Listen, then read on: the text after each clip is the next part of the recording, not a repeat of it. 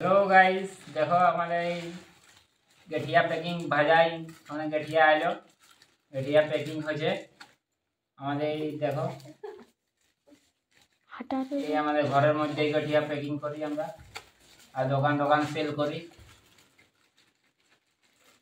এই দেখলাম একদম প্যাক হয় আমাদের গঠিয়ার কোয়ালিটি দেখলাম। আমরা এগুলা ঘরেই বানাই, ঘরেই সব কিছু ছাকা ছাকি করে सब কিছু ঘরের প্রোডাক্ট। এই যে বেসন দিয়া বানা হয়,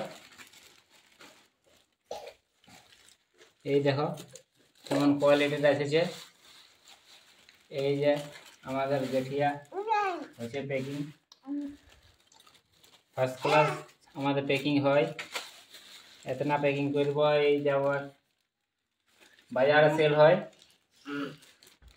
আর বাজারে বিক্রি করি, দোকানও বিক্রি করি, সেল করি। সেলার